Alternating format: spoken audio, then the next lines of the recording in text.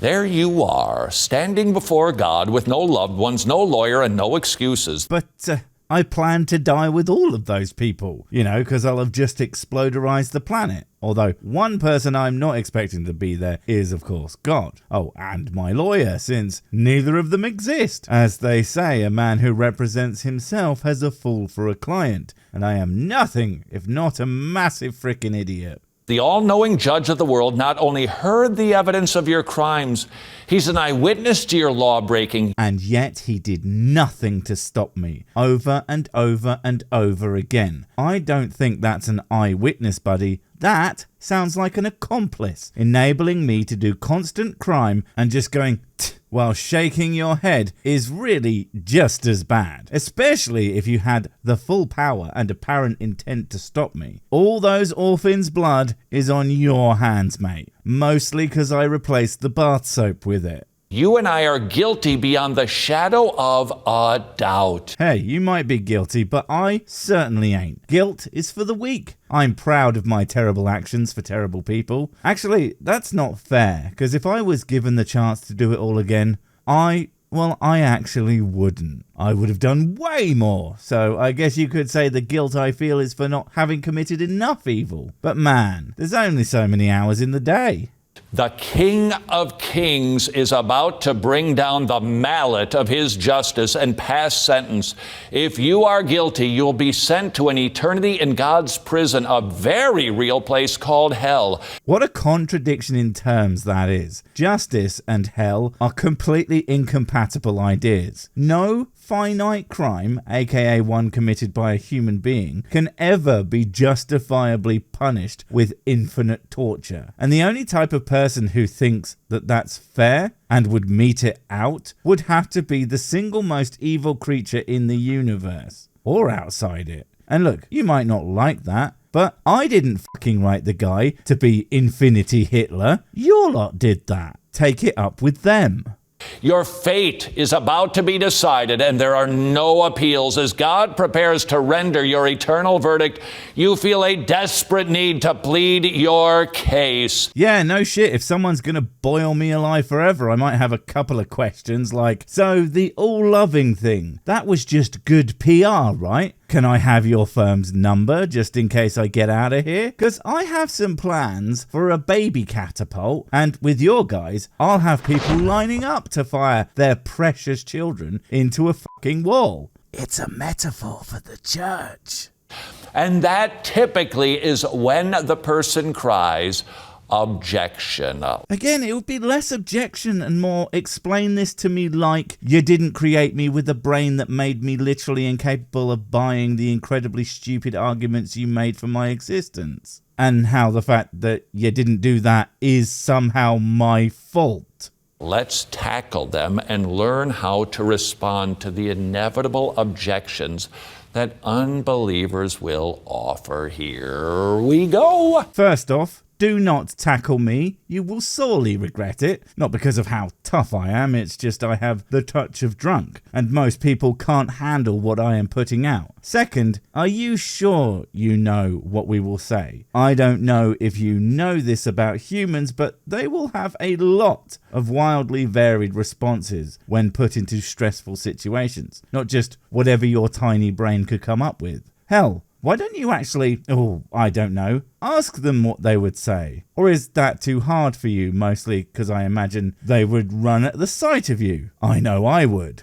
Objection, Your Honor. I didn't know that you existed. So that's obviously supposed to make the unbeliever sound silly, because it brings up the mental image of someone telling a real judge that. You can't prosecute me. I didn't know you were a real person that reeled. But this would actually be a fine thing to say if someone for some bizarre reason was going to be sent to prison for being unaware that a particular person existed, because that would be insane.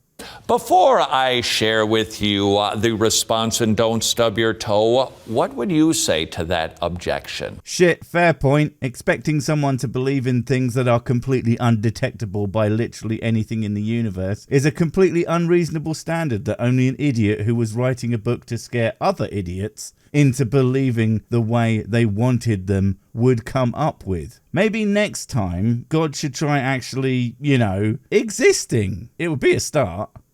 Can you think of one Bible verse that would counter what seems to be reasonable? I just didn't know that God existed. Bible verse? What are you, f***ing stupid? Sorry, too obvious. Yeah, mate, you could give me 1,000 Bible verses and I would say, well, isn't that nice? You brought a book of fiction to a fact fight. Now, if you could give me some reason to believe God is a real boy that doesn't come from a book that I find less convincing than The Lord of the Goddamn Rings, and isn't half as well written, then maybe we would get somewhere. Although, no, of course not.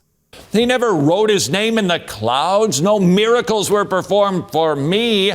It's less that no miracles were performed for me, and more that no miracles were performed in a way that anyone alive could, check. For some reason, every miracle that has ever happened apparently took place either thousands of years ago with scant records, usually written well after the fact, or they apparently happened today and are either something that happened to someone at some time and you just have to believe me, or are the stupidest frickin' miracle ever, like the face of Jesus appearing inside a mouldy onion. Because, that's really, really helpful. Unlike feeding all the starving humans in the world overnight with no apparent human intervention. No, why would that be convincing? Look at the Masonian.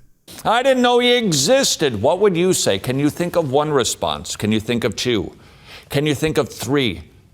Could I encourage you to actually memorize 4 responses? No, in fact, when I'm done making this video, I will be doing my damnedest to delete everything you said, using whiskey mostly. And the people you're actually talking to, I would imagine they can barely remember how doors work, let alone how to parrot a catchphrase in response to audio cues. So yeah. Why? Why so much work? Well, my experience tells me... Seriously, 4 responses to a particular set of words is hard work? Damn, you are really telling on your audience. I mean, I was just giving them a hard time that they wouldn't be able to do something so simple, but you apparently genuinely believe that the people who watch you are morons. Well, says more about you than it does about them, I feel personally.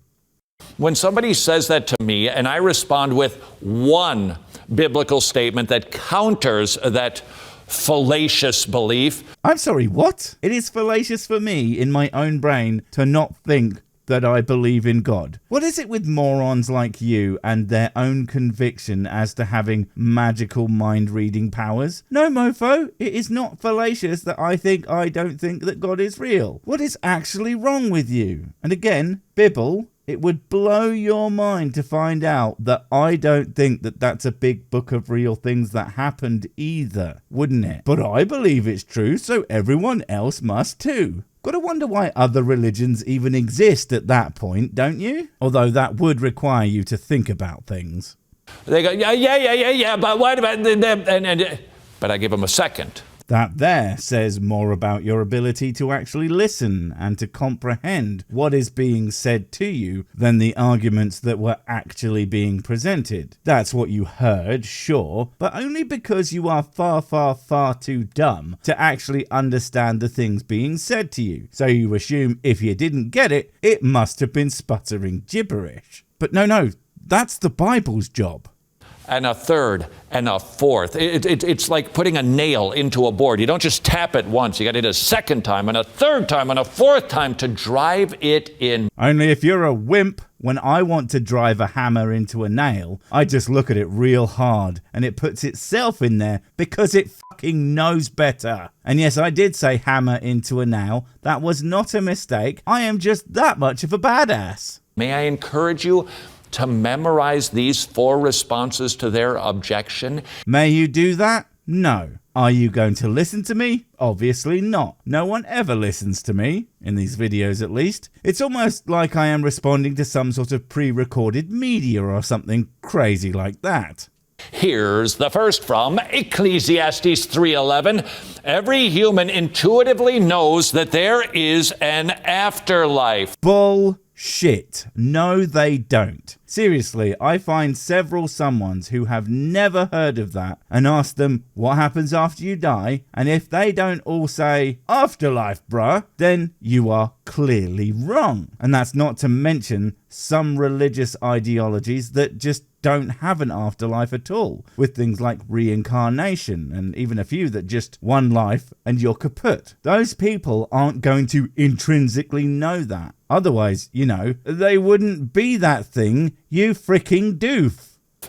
God has put it into them when he knit them together in their mother's womb. Something inside that says, when I die, there's something beyond the veil, and that is why people fear death. Ignoring the kind of horrifying mental image of God knitting people together in the womb, that is agonizingly inaccurate. People fear death because there's something after. I think one of the number one reasons people go with many religions is because of the potential offer of something after they die, not that they were sat there thinking, God, wouldn't it be terrible if there was something after I die? In fact, one of the reasons a lot of people will finally let go of religions is they accept that they are finite beings, and maybe they should stop wasting their time trying to get into some sort of immortal nightclub that very likely doesn't fucking exist, and instead focus on making this life a place that's actually worth living in. You know, because there's only one shot. And you can use that to reason with somebody. Make it an organic conversation, not just a lecture, not just a sermon that isn't a two-way street. Reason with them. That's literally not going to work if they are smart enough to know their own fucking thoughts. It's like when your lot tell us that we just hate God. Stop telling me what I think and actually listen to what I think. Seriously, I am happy to give you the key to actually convincing atheists of anything. That being, you know, actually engaging with them. Unfortunately for you, it means you can't just make stuff up about us, because where's the fun in that? My friend, don't you have a sense that there's something that happens to us after we die? No. What do you do then? Tell me that I'm wrong because Bibble? Because bad news, I'm still going to say no. And I might have some choice words about your intellect after that to boot. Seeing as a smart person would actually bother to pay attention to the words coming out of my face and not regurgitate what some ghoulish idiot told them on the internet. Isn't that why we all kind of get the heebie-jeebies thinking about, oh, what's that going to be like? Because we know that there is something there. You know that there is an afterlife. Why? I would be scared there's nothing there because I know there's something there. Wait, what? But if I knew that, I wouldn't be worried that there wasn't because I would know. Ah, see? You said the words I and no. That means you admit it, checkmate atheism. That's you. That's what you sound like. Because God put that into you, and that's why it's unreasonable for you to say, well, I didn't know. God has put nothing inside me, thank atheismo. And if he is sticking things in me, then why would he not instead put the factual fact of his existence in my head instead of a vague sense that maybe there's something somewhere, maybe-ish? And even if what you were saying wasn't completely asinine, it still doesn't demonstrate any God of any description. It would literally just say, afterlife am a thing. Don't need a God for an afterlife, just an afterlife, and that's it. Objection number 2. Response. This from the book of Romans. God has hardwired humans to innately know that he exists. That's basically the same as the last one, although slightly less shit, and yet equally as completely useless. Again, the same counters to your counter apply. Bible irrelevant. Some people haven't heard of him, or innate know shit about him, and of course, even if it were true, which God? Your God? Not a good point. Not a good point at all. This is different than the hard wiring of eternity in their hearts. I like the fact that you are jumping straight to the point that everyone is going to point out, aka, isn't that exactly the same thing? Although I cannot wait to find out how it's different. I'm thinking it's something super convincing that I have never heard before, like nuh-uh, or because shut up. Maybe it's the simple and undeniable fact of reasons. He, in Romans 1, makes it clear over and over and over again. Every single person knows God exists. They don't know him in a right relationship, but they know God exists. You know that saying something over and over again doesn't make that thing you are saying true, right? The Bible, and it is the Bible, not God, saying that God exists constantly, all that says to me is the person saying that wants me to believe it. But I don't believe things because someone keeps on repeating it. I believe things because they are fucking true and reflect reality. And if it does that, you don't need to keep repeating it. Isn't that amazing? Are you saying, skinny guy, that they know some sort of nebulous concept of God? No, I'm saying that Romans 1 says they know the true God. And all of their efforts to build an idol are not because they're groping, trying to figure out what this God they know is like.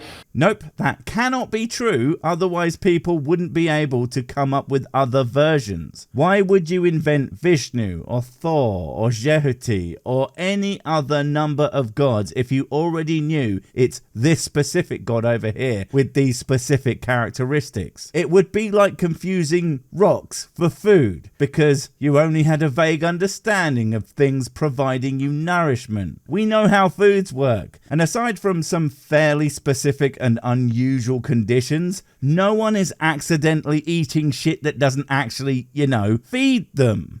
No, they're building that idol to suppress the truth that they do know that he exists. How would that possibly work? Hey, you see this thing that's not the God that we all know is real, that we have a very specific idea of? Yeah, now I don't know that God we all know is the one true one, is real and all that shit. I mean, I do. It's literally hard-coded into me and impossible for me not to know. Yeah, that's not how anything works, mate. That should be hammer thump number 2. This is number 3. From Psalm 19, in creating the universe, God has made his presence inexcusably obvious. Oh man, of course, the argument from look at the things. Unfortunately for you, anyone who even has a passing understanding of some basic science knows that we understand how the universe formed today, and at no point in those explanations is there, or is there even needed, a passage which says, and then God did it. If there's a TV monitor, there is a TV monitor maker, day after day. That has got to be easily one of the worst versions of the watchmaker argument I have ever heard. A TV is, at this point, a universally factory-produced product. In fact, we are probably at the point where, costs be damned, you could build a TV without a single mind being involved in the process, and it is completely automated. And at that point, who made the TV then? The person who designed the robot arms? The person who designed the process? The person who designed the specific model, but of course didn't have any involvement in the invention or production of its constituent parts? Who made that TV? This TV is actually broadcasting even when it's not on. It is shouting, somebody made me. No, it really isn't. And that would mean you would have to apply that to things like rocks. Do rocks do that? Really? What about beaches? Even an unsmart like you must understand how erosion works, right? No one made any of the natural beaches out there. We know this because of the word natural. You absolute parody of a thinking person. I'm intricately designed. This couldn't have happened by accident. No one says that things in the universe happened by accident. Would you please educate yourself on what people say about things, for the love of non-existo? That's exactly the sermon that creation is preaching. Therefore, if you claim, I didn't know that God exists, it's simply because you have forced yourself to be mute and not listen to the sermon that God has been preaching. You know the word mute means unable to speak, right? I think what you mean is deaf, or perhaps blind, because I don't even think anyone hears the world around them. Like, not even you guys would say Listen to the world, therefore God. Am I right, fellas? Hammer, thump, what's it called when you bang? Hammer, bang, number. I don't want to get all correct and able to articulate yourself in a way that makes you sound like a smart person with an education who has any idea what he's talking about. Don't worry, mate. I don't think you are in any danger of that happening anytime soon. home and gardening on ya. Number 4. Well, I don't know about homes or gardens, but finally, we are on the last one. Time for you to pull out something that isn't extremely stupid and a colossal waste of everyone's time. Take it away. This from Romans 2. God has given us a conscience to know we have sinned against our Maker. Well, shit. Who could have seen that coming? No, he hasn't. I don't feel anything towards any creator because I don't think they exist. And if anyone came at me with your 4 little hammer strikes, then if anything, I'm going to believe in your God even less than I already don't. Wait, before you go, I have something super important to tell you. It's life or death. It will change everything forever. Nope, wait, it's gone.